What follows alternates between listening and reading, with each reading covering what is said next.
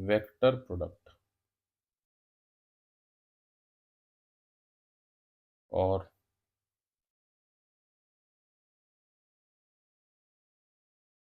Cross product. एक vector A और एक वेक्टर दूसरा बी, ये दोनों का प्रोडक्ट होके अगर कोई डायरेक्शनल क्वांटिटी मिलती है जिसकी डायरेक्शन है, तो वो क्वांटिटी भी वेक्टर है ऑब्वियसली, इसलिए इसका नाम वेक्टर प्रोडक्ट है, या फिर क्रॉस प्रोडक्ट भी इसको बोलते हैं। क्रॉस क्यों बोलते हैं? क्योंकि इसके बीच में क्रॉस लगेगा, साइन की वजह से, इसका जो साइन आ रहा है। तो क्रॉस हटेगा तो ये A vector cross B vector is equals to A B sine theta. अब इसके रीजंस यहाँ पे डिस्कस करने की जरूरत नहीं है, इसका रीजन डिस्कशन करने हो तो मैथ्स के पार्ट को देख सकते हो, बट यहाँ पे कोई नीड नहीं है, अभी सीधा याद करके भी काम हो जाएगा। ए बी साइन थीटा, लेकिन ए बी साइन थीटा ये तो पूरा का पूरा क्या बता रहा है कि क्रॉस हटा तो ए बी साइन थीटा, और ये वेक्टर है, वेक्टर का ये हो गया मैग्नीट्यूड, और साथ में डायरेक्शन के लिए भी कुछ रहेगा, कुछ साइन थीटा है, ए बी साइन थीटा है। यहाँ पे हम लोग एक यूनिट वेक्टर लेके चलते हैं बेटा साथ में, जैसा आई कैप जे कैप के कैप टाइप्स, ठीक है। तो ये यूनिट वेक्टर है। यूनिट वेक्टर क्या बताता है? डायरेक्शन बताता है।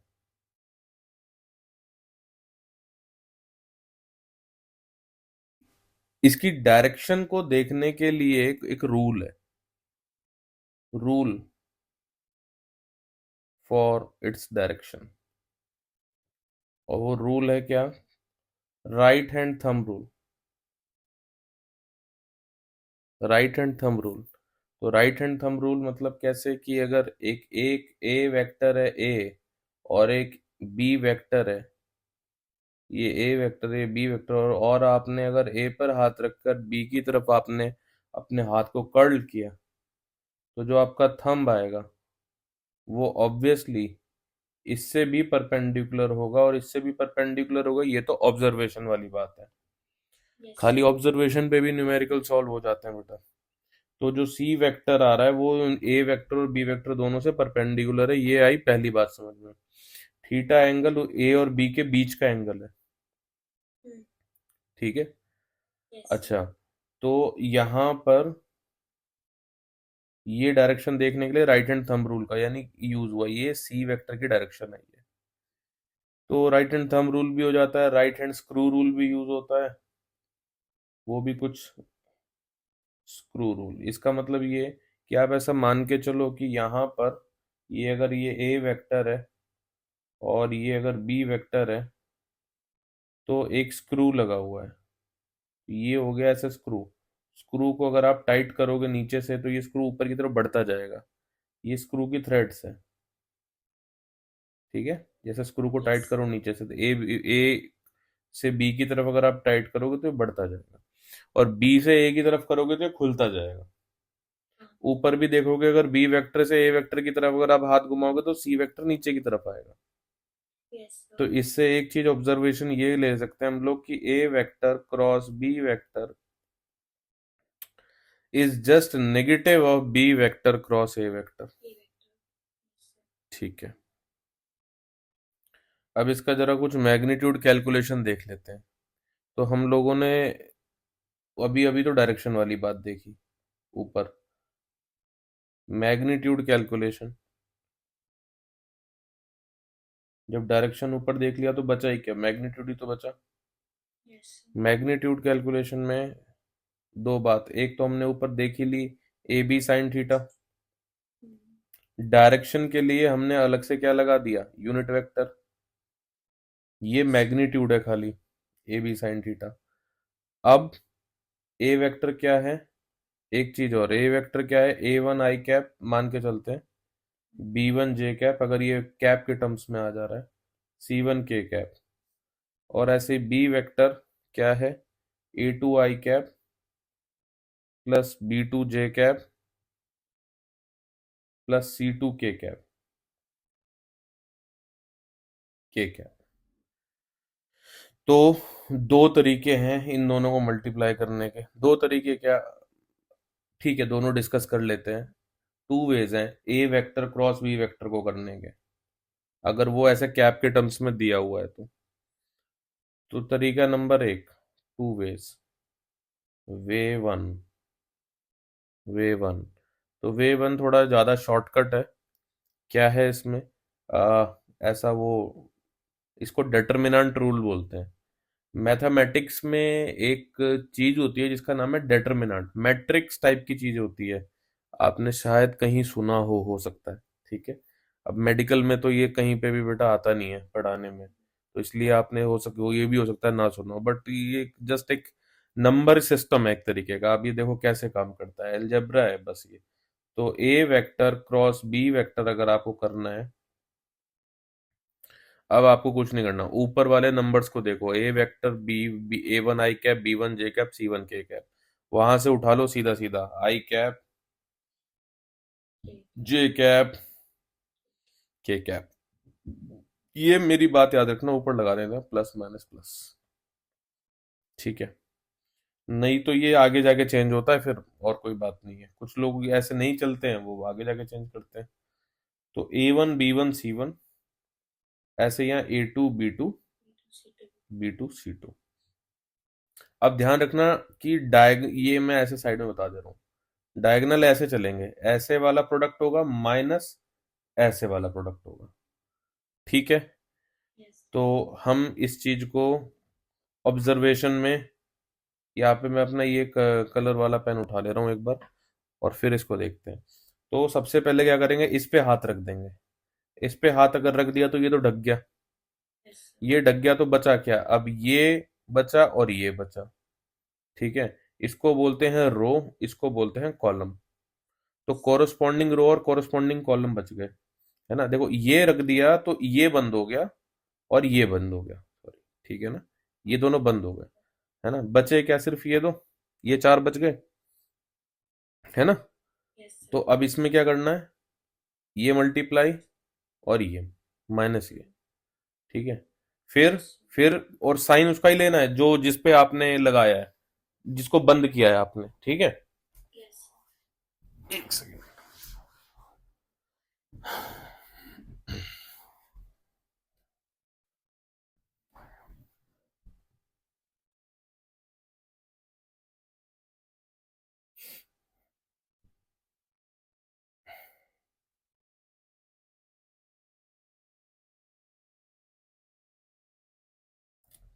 ठीक है, तो लिखना शुरू करेंगे। प्लस जिसको हमने ढका था उसके आगे प्लस का साइन था, तो ये क्या, मल्टीप्लाई होने वाले में क्या बचा, C two B one minus B two C one, जिस पे हाथ रखा था वो आई था तो आई कैप। अब जे वाले पे हाथ रख लो, इस पे हाथ रख लें, ये इस पे हाथ रखा तो कोरस्पॉन्डिंग रो क्लोज, कोरस्पॉन्डिंग कॉलम क्लोज। ठीक है, बचे क्या, ये और ये, इसमें ये मल्टीप्लाई माइनस ये मल्टीप्लाई, सिंपल। तो साइन कौन सा यूज होगा, जिस पे हाथ रखा है वो माइनस का साइन यूज करेंगे उसका। तो ये हुआ क्या, C two A one minus A two C one J cap. ठीक है, ऐसे ही अगला आप करोगे तो ये हो जाएगा B two A one minus A two B one, ये हो गया के कैप। ये सबसे शॉर्ट तरीके से आंसर आ जाएगा इसका, सीधा आंसर है इसका, क्योंकि ऑब्वियसली आई जे के टर्म्स में ही आंसर आएगा, क्योंकि वेक्टर क्वांटिटी है तो आंसर भी तो वेक्टर में ही आएगा। अभी यही अगर हमारी स्केलर होती तो आई जे के टर्म्स में नहीं आता हमारा आंसर। तो इसको हमने कर दिया ऐसे नीचे, और इसको कर दिया थोड़ा सा यहाँ पे, क्योंकि बगल में हमें चाहिए स्पेस वो करने का दूसरा मेथड। ठीक है जी, ये हो गया पहला। अब दूसरे मेथड पे चलते हैं।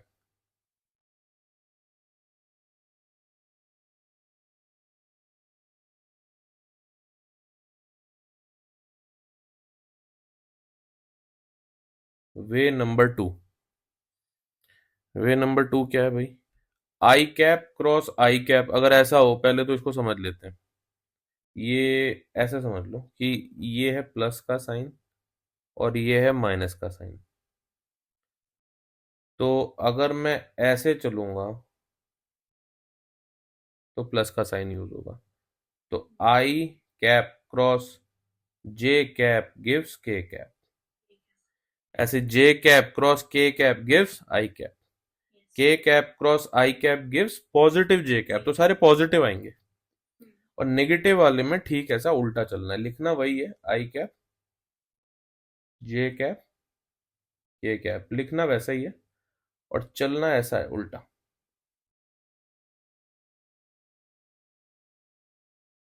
तो ये याद रखते हुए अगर मैं मल्टीप्लाई करूं ऊपर वाले नंबर्स को, ये साइड वाले ए वेक्टर क्रॉस बी वेक्टर, तो ये वेरीफाई कर लेना अगर टाइम हो आपको कि आपका आंसर यही आना चाहिए जो यहाँ पे आया हुआ है, सेम टर्म।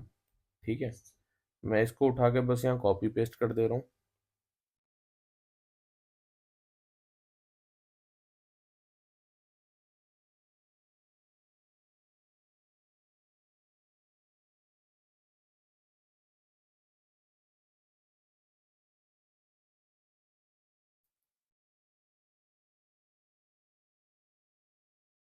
तो कैसे किया होगा समझ आ गया?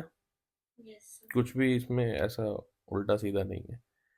ठीक है, तो हमने क्रॉस प्रोडक्ट करने के लिए ये हम क्या पढ़ रहे हैं इस टाइम, क्रॉस प्रोडक्ट के कुछ प्रॉपर्टीज रूल्स पढ़ रहे हैं, जो इसमें खास बातें हैं वो पढ़ रहे हैं।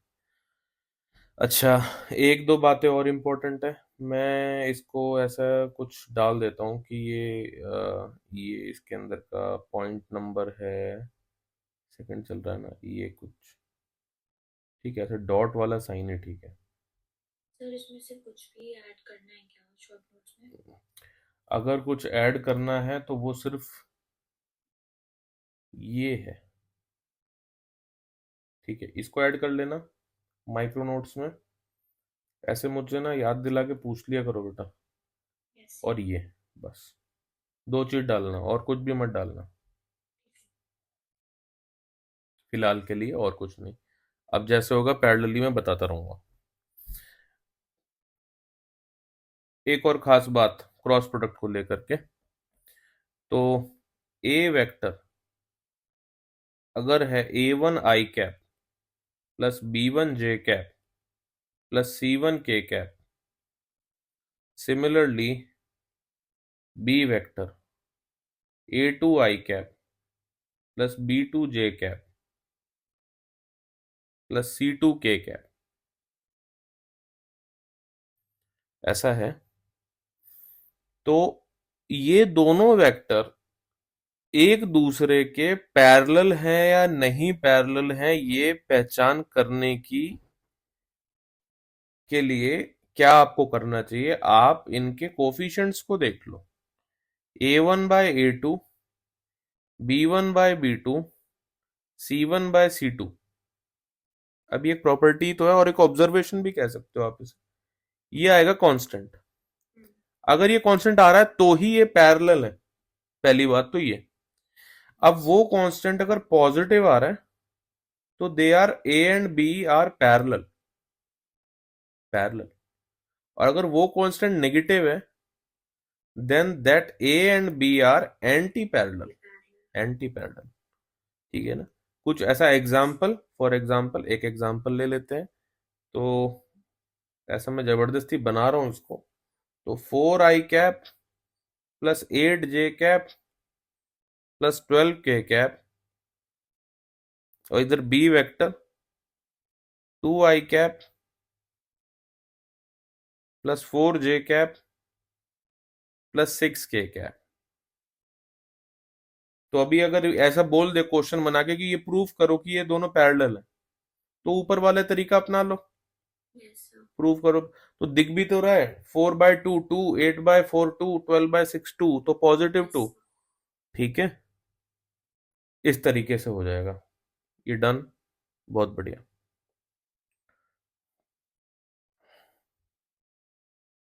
एक और चीज इसी में अगर मैं कहूँ याद रखने को, इसी में कहीं मैं बाहर नहीं जा रहा, इसी में अगर बोलूं कि अगर दो वेक्टर पैरेलल हैं या एंटी पैरेलल हैं तो उनके क्रॉस प्रोडक्ट जीरो हो जाएंगे आपस में।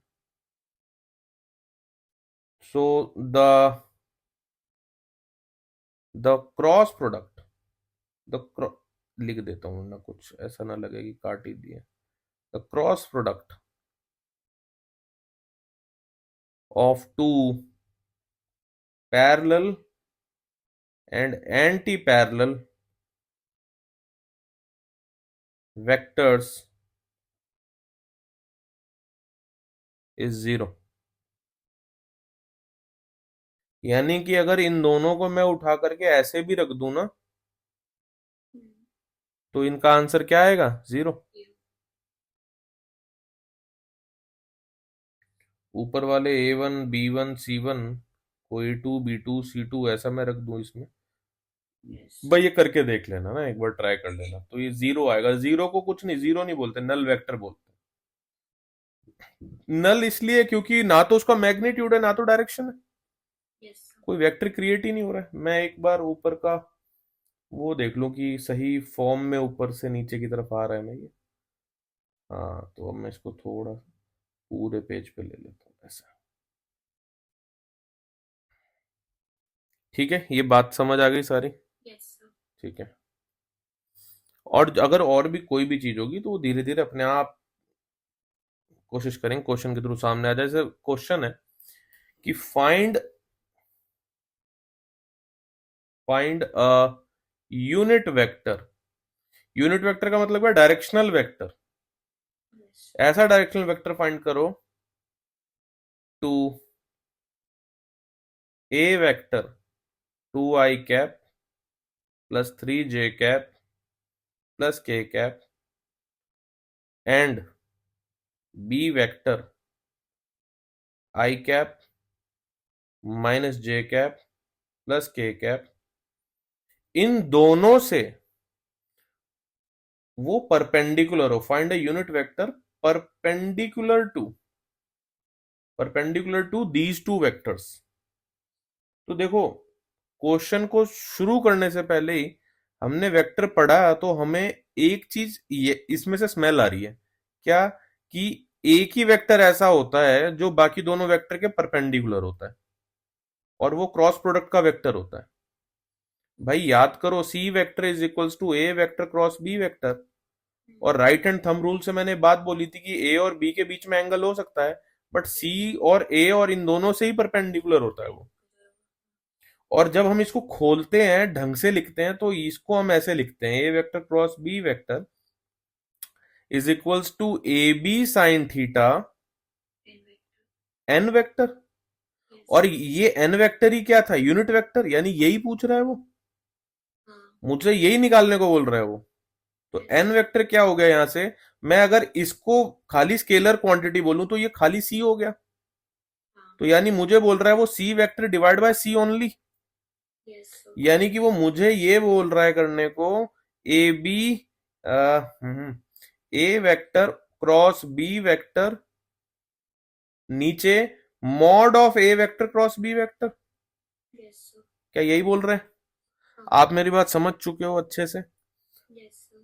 अच्छा, इसको निकालते कैसे हैं? इन दोनों को आपस में मल्टीप्लाई करके उसके बाद वो ये अंडर दी रूट और स्क्वायर वाला सिस्टम। ठीक है, मैं करने के लिए टाइम दे रहा हूं ये आपको। तो ऊपर वाले को कैलकुलेट करते हैं। आई कैप जे कैप के कैप, बेटा पूरा सॉल्व करना है, एटलीस्ट इस डिटरमिनेंट को पूरा सॉल्व करना। मुझे इसको लेके कुछ डाउट है। 2 3 1 1 -1 1, हाँ, इसको सॉल्व करने पर मैं जो बोल रहा हूँ चेक करो, वही आ रहा है। 4i कैप माइनस जे कैप माइनस 5k कैप। चलो, डाउट क्लियर है। ठीक है, उसके बाद इसी का मॉड निकालना है। तो under the root 4 square plus -1 square. आपने इसको प्रॉपर तरीके से सॉल्व किया ना? ठीक है, -1 स्क्वायर और प्लस -5 स्क्वायर। तो ये हो जाएगा √42। तो यानी यही मुझे निकालना था। N vector is equals to, numerator में मैं उसको लिख दे रहा हूँ और डिनोमिनेटर में मैं इसको लिख दे रहा हूँ 1/√42। ये हो गया 4i कैप माइनस जे cap minus 5k cap answer. ठीक है जी, यस सर। समझ आया, बहुत बढ़िया।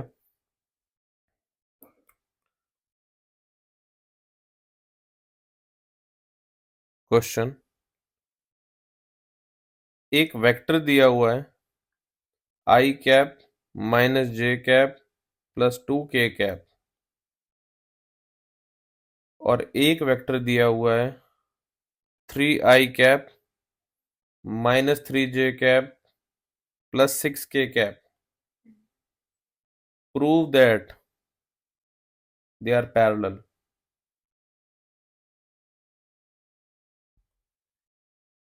अभी अभी पढ़ के आए हैं ऊपर से rule. Yes sir.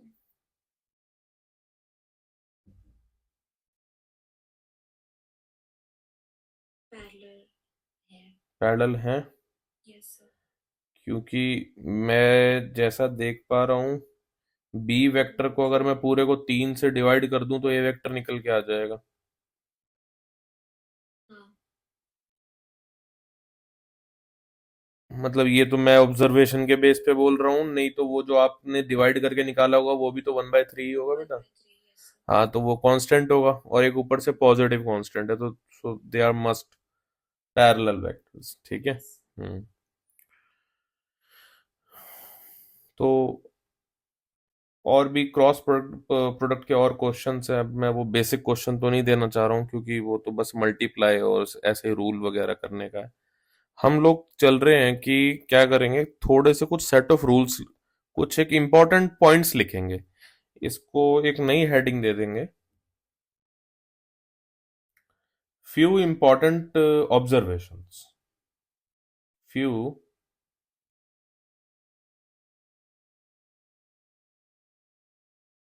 Important results बोल दो, ऑब्जर्वेशन बोल दो,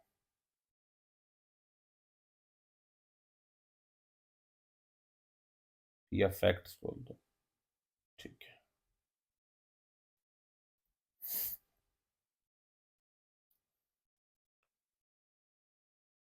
तो पहली ये है कि जो प्रेशर है वो एक स्केलर क्वांटिटी है।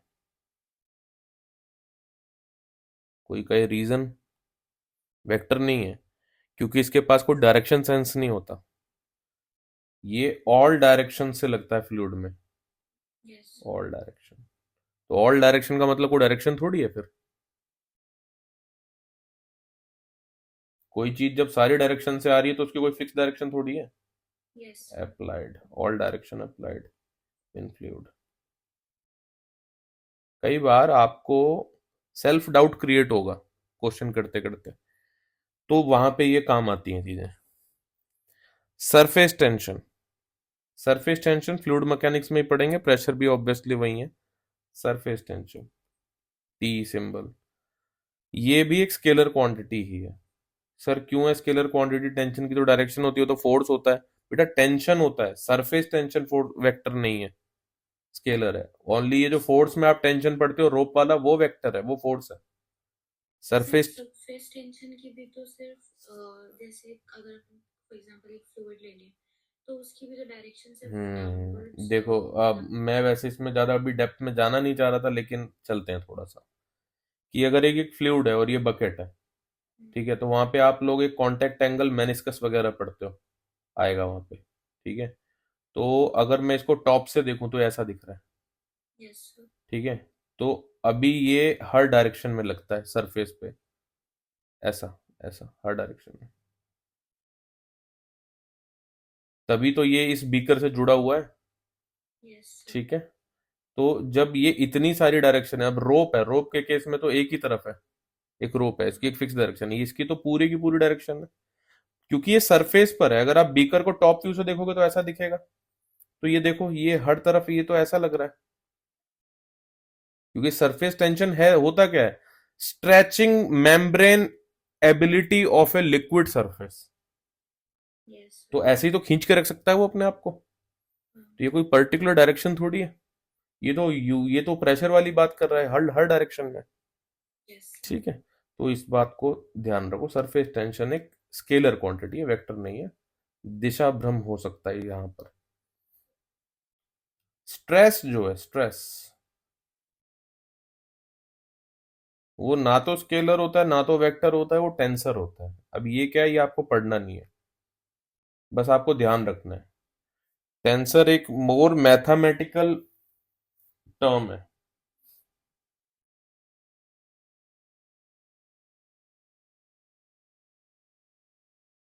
जिसको पढ़ना है वो थोड़ा इसको सीख कर ले, यहाँ पे अभी कोई उसका पॉइंट नहीं है, ठीक है। Yes sir. ये हम पढ़ ही चुके हैं बेटा ऊपर की। किसी भी क्वांटिटी को अगर वेक्टर बोलना है तो खाली उसका मैग्नीट्यूड और डायरेक्शन ही होना जरूरी नहीं है, उसको पैरेललोग्राम को भी प्रूफ करना पड़ेगा, राइट। यस तो वो बात हम यहाँ पे लिखने नहीं जा रहे हैं, यहाँ पे भीड़ नहीं बढ़ाएंगे। अच्छा, ऊपर माइक्रो नोट्स में वो पैरेलल वाली चीज को भी डाल लेना, हाँ, ये इस फैक्ट को, ये वाले को। ठीक है। हाँ। और अब जो मैं बोलने जा रहा हूँ, ये तो खैर इंपॉर्टेंट है सारे फैक्ट्स, लेकिन अब इसको कहीं डालने की जरूरत नहीं है दोबारा, या शॉर्ट में लिख पाओ तो लिख लेना, कहीं कोई दिक्कत नहीं है। एरिया, एरिया डिपेंड करता है कि वो यूज कहाँ पे हो रहा है। स्केलर भी होता है, वेक्टर भी होता है। ट्वेल्थ में तमाम ऐसी जगह है जहां पे ये वेक्टर का काम करता है। गॉस लॉ एरिया वेक्टर है, फ्लक्स एरिया वेक्टर है, ठीक यस है। सर। तो एरिया डिपेंड करता है कि कहाँ पे ये यूज हो रहा है।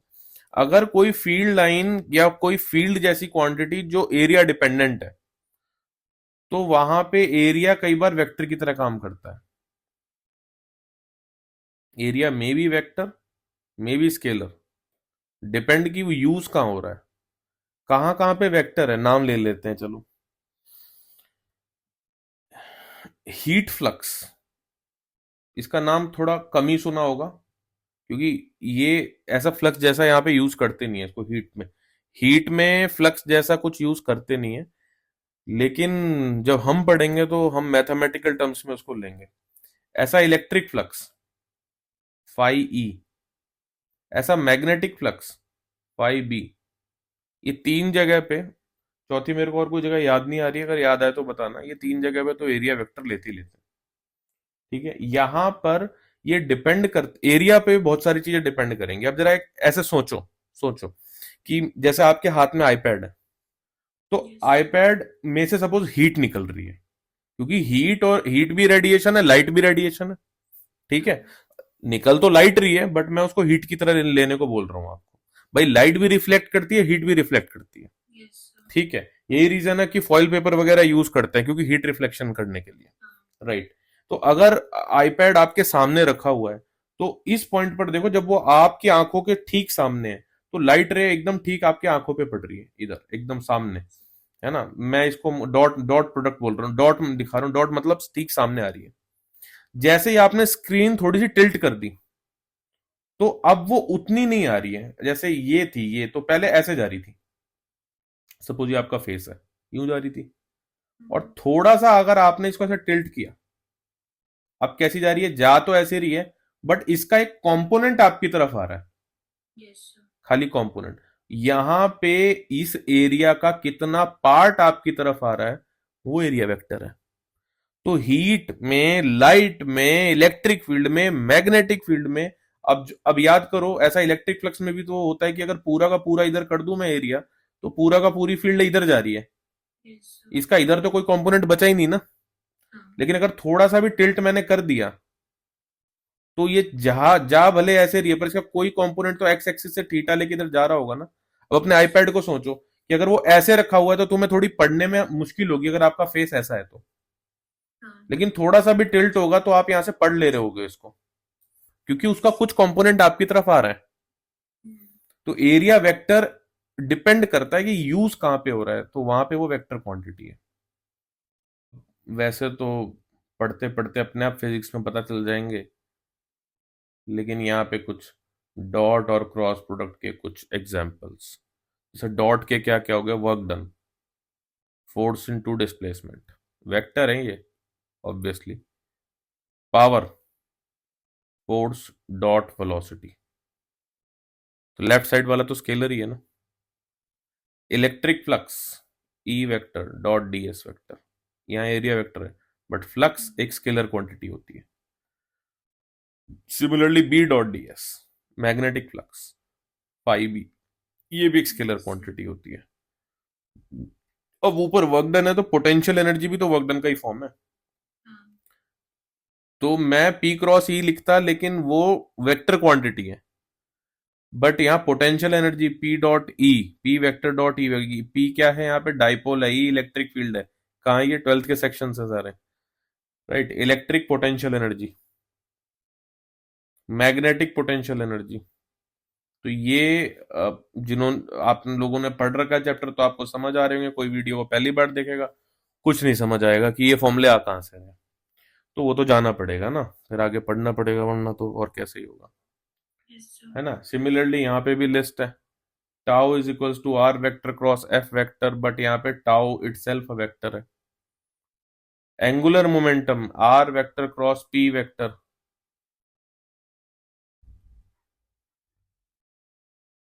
तो एल यहाँ पे वेक्टर है।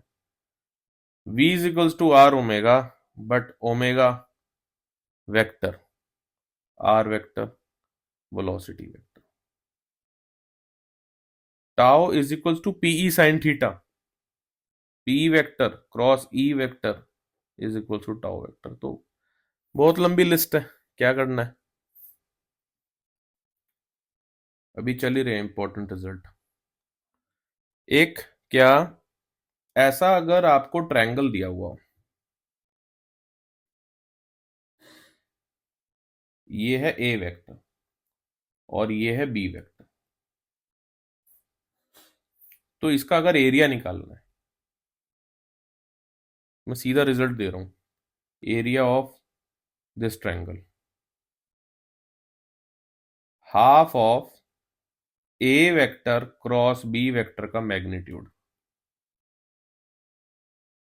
सीधा प्रूफ कर लेना, नहीं हो तो बताना, प्रूफ होमवर्क में सीख करना, नहीं मिले ढूंढो, ठीक है। ठीक है। एरिया मतलब ऑब्वियसली,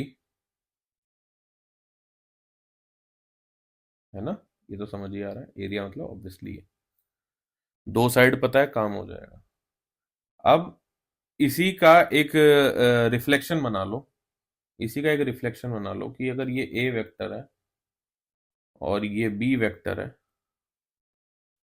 तो इससे बने हुए पैरेललोग्राम का अगर कोई एरिया पूछे, सॉलिड वाला गिवन होगा आपको, क्या उसी ट्रायंगल का डबल पार्ट नहीं है ये, यस सर। तो इसका एरिया क्या हो जाएगा, डबल। डबल हो, तो ये खाली हो जाएगा A vector cross B vector. छोटी छोटी पर थोड़ी सी मोटी बात है, ठीक है। Yes sir.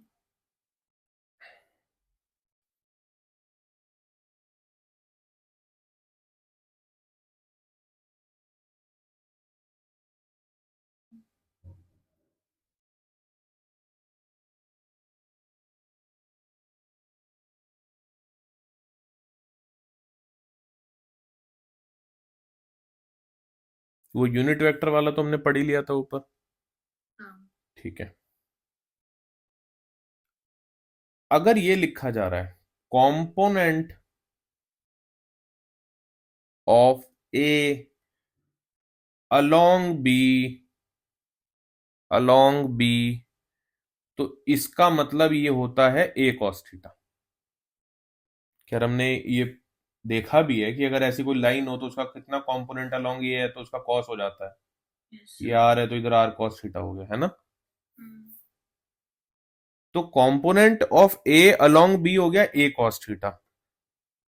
मैं इस बात को ऐसे लिख दे रहा हूं कि A cos theta is equals to, अब थोड़ा सा पीछे मैथमेटिक्स में चलते हैं। हमें पता है A vector dot B vector is equals to A B cos theta, A B cos theta. Cos theta. मैं ए कॉस थीटा को इधर ही रख रहा हूं और बाकी को मैं भेज दे रहा हूं उधर, तो ये हो गया A vector dot B vector divide by B magnitude. हाँ। तो मैं इस a cos थीटा जो ऊपर लिखा है उसको मैं ये लिख दूं, यस सर। ये ध्यान रखना। ये एमसीक्यू में घुमा घुमा के ये सब चीजें पूछ सकते हैं। ये मैं शॉर्ट नोट्स में ऐड कर लेती बिल्कुल हूँ। बिल्कुल बिल्कुल बिल्कुल। इसका रिवर्स भी ऐड करना। इसका रिवर्स भी ऐसे ही चलेगा ना कि component of B along A, और ऐसे लिख देता हूं, और component of B along A, तो ये क्या हो जाएगा, B cos theta. Yes sir. तो अगर वो बी कॉस थीटा हो जाएगा तो इस बार क्या हो जाएगा formula, B cos theta A dot A by vector dot B vector by upon A, A. A yes sir. Upon A, magnitude वाला ए। तो ये मैथमेटिकल रिलेशंस है। एक और इंपॉर्टेंट रिजल्ट डायरेक्ट लिख रहा हूं।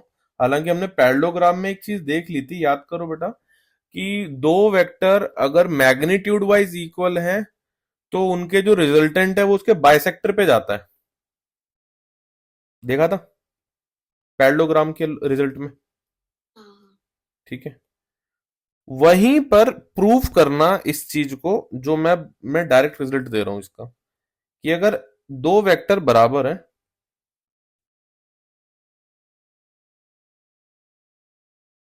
से ए, तो जो उनका रिजल्टेंट आएगा उस रिजल्टेंट का जो मॉड आएगा, ऑब्वियसली पैरेललोग्राम में रिजल्टेंट का मॉड ही आता है,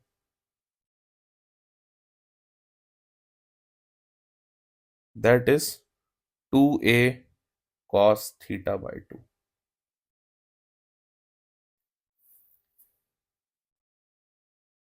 इसके भी प्रूफ, इन सब के प्रूफ होमवर्क है, करने जरूर है, छोड़ना मत। Yes sir. आपकी बेटर अंडरस्टैंडिंग होगी वेक्टर को लेके। नहीं तो मैं तो क्या करूंगा कि चाहे अगली क्लास में एक पेज में इसके सारे प्रूफ करके बस फोटो में ऐड कर दूंगा मैं, जो इसी वीडियो के एंड में। ठीक है, जब मैं इसको अपलोड करूंगा इसके एंड में उन सबके प्रूफ में ऐड कर दूंगा। ठीक है। अगर ए वेक्टर और बी वेक्टर फिर से सेम है, वही वाली बात, से ए, तो उस टाइम पे उनका रिजल्टेंट, अब मैं कह रहा हूं मैं आर की जगह मैं यहां पे ले रहा हूं एल। एल क्यों ले रहा हूं मैं, है एल भी रिजल्टेंट ही है, एल भी रिजल्टेंट ही है, बट मैं रिजल्टेंट चाह रहा हूं इज ये वाला, ये वाला। ए माइनस। ठीक है, A vector minus B vector, तो ये हो जाएगा 2a साइन थीटा बाई 2। ये डायरेक्ट रिजल्ट है, प्रूफ होमवर्क है, इस वीडियो के एंड में प्रूफ लगा मिलेगा। ठीक है। हम्म। तो अगर मैं इसका यूज करूं तो अलग अलग थीटा की वैल्यू, अगर थीटा में डाल दूं 0 डिग्री, तो ये रिजल्टेंट हो जाएगा 2 टाइम्स ए। ठीक है,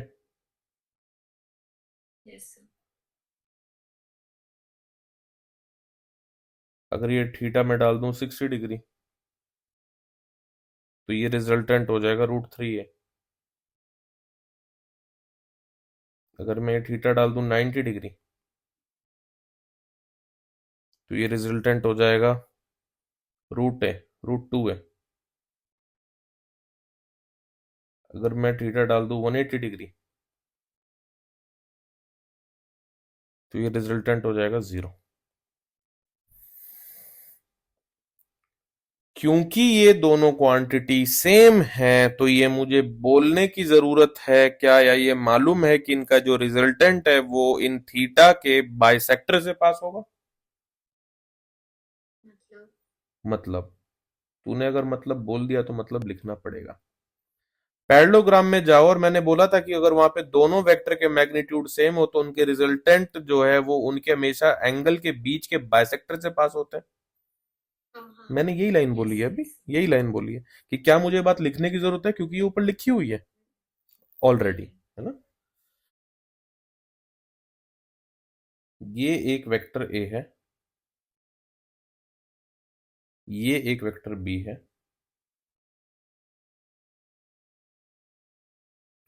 और ये डायगोनल है D1, बी लग रहा है D1।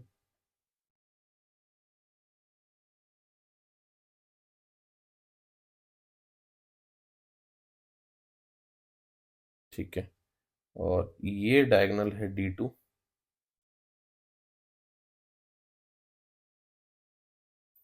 Now diagonal D1 is the what resultant of A vector and B vector.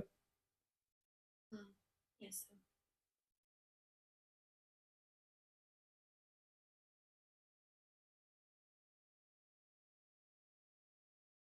So that's equals to, that needs this theta, A square plus B square, ऊपर vector नहीं है, plus 2AB cos theta।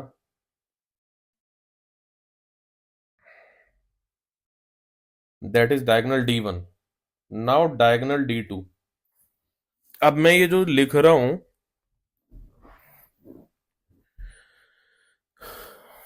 इसके लिए figure कैसा होगा, कैसे मैं ये लिख रहा हूं, ये तुम्हें सोचना है।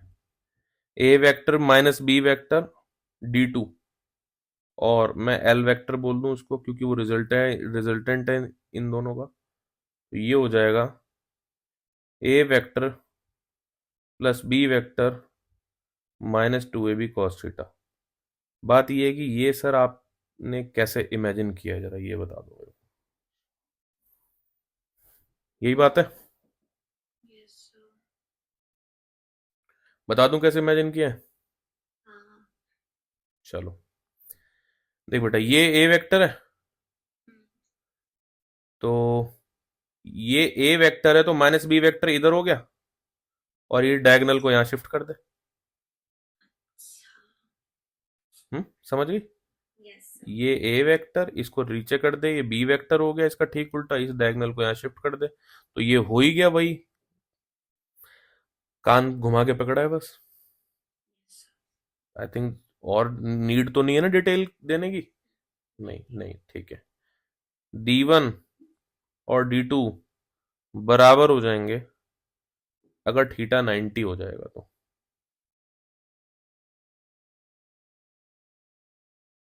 इमेजिन करो figure.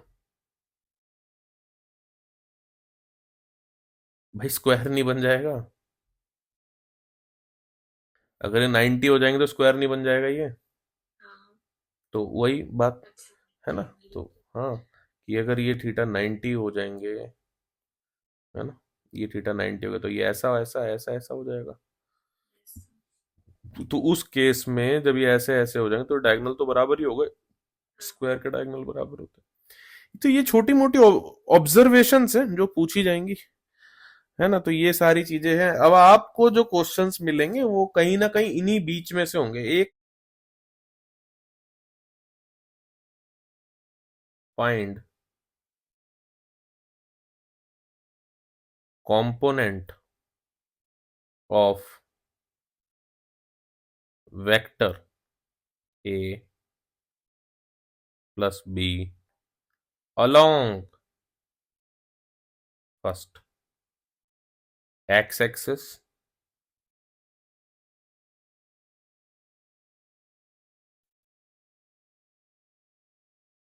Second C vector given A vector i cap minus 2J cap, B vector 2I cap plus 3K cap, C vector i cap plus J cap. B vector को ऐड कर लो बेटा। ए वेक्टर पहला part solve कर रहे हैं, A vector plus B vector कर लो, ये आ जाएगा आपका 1 + 2 3i cap -2j cap +3k cap. Is that okay? Yes, sir. ठीक है। एक्स एक्सिस में इसका कौन सा कंपोनेंट है? 3, तो आंसर इज 3। सिंपल, पूछा ही नहीं था कुछ, ये तो हमारे देखने में फर्क आ रहा है बस। ठीक है। Yes, sir. हाँ, second component, second answer. Second क्या कह रहा है कि क्वेश्चन वही है कि A vector plus B vector का component along C vector, C vector. तो हम लोगों ने पढ़ा था कि इन दोनों का जो ए प्लस बी वेक्टर का, इसको रिजल्टेंट बोल देते हैं, इसको रिजल्टेंट बोल देते हैं। ठीक है, तो आर का कोई कंपोनेंट अलोंग सी वेक्टर हो जाएगा आर कॉस थीटा। Yes, याद sir. करो पीछे वाली प्रॉपर्टी कॉस थीटा वाली। हाँ. तो वहां पे हमने क्या बोला था? R vector dot C vector upon C. ये याद आने में दिक्कत हो रही है क्या? नहीं. नहीं, ठीक है ना। बस अब जो भी है उनको अलग से कैलकुलेट कर लो। तो 3i cap -2j cap +3k cap dot i cap +j cap, और नीचे मैग्नीट्यूड में सी का मैग्नीट्यूड √1² + 1²। Yes, sir. बस बेटा करो, इसे कैलकुलेट करो।